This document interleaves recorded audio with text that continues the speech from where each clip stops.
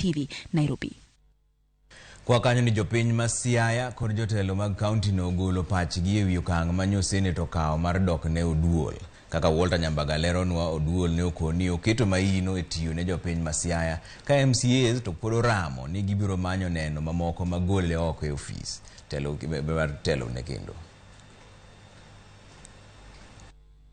The Senate has failed to remove from office by impeachment Honorable William Oduol, the Deputy Governor of Siaya County,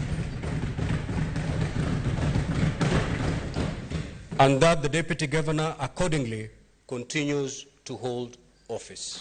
Bang od bura mar Senate luto mbulu mar reso jalup Governor ma Siaya William Oduol, moko kuom jopiny e kaunti ma Siaya opoyo okang' mane okaw kod Senate kagikone othicho Oduol ne opong' kod siasa. Nagolo Senate erokamano to MCAs chiemo to wigi wil gima japiny otimo. Ok wasebedo gi maendeleo, wasebedo kwadong' chien nikech siasa waketo mbele.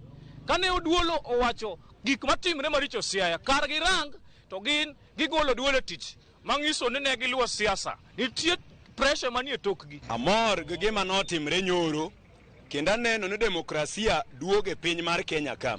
Kata kamano, moko toko ni onge ratiro ma Senator timo ne Jodak ma Siaya kata odoko ni neno ne opedhi matudo Oduol kod ketho katiba, donjruok kod nyiepo mag mwandu to kod tiyo marach kod apis mare. Okwabishangilia no Oduol oduok kata Oduol okoduok. Gima duong' mwadwa neno to bende duogo mar Oduol okelo winjruok.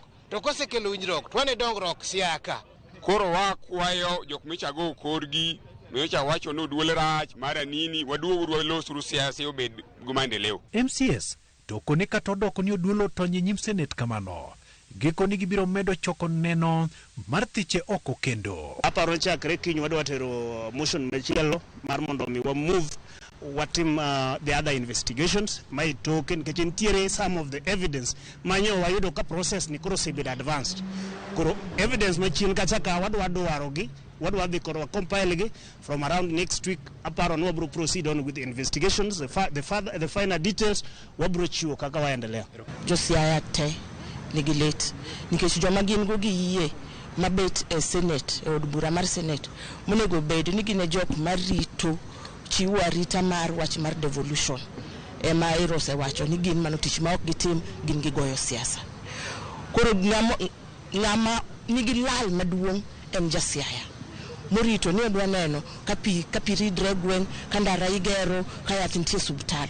To mano nyalo mana timre ka jok magiyiero mondo giket mondo tinegi tiye yo makare. Oduol to pod onyiso mor mare ka koro dwaro kwe mondo bede kinde kod Governor James Agri Orengo.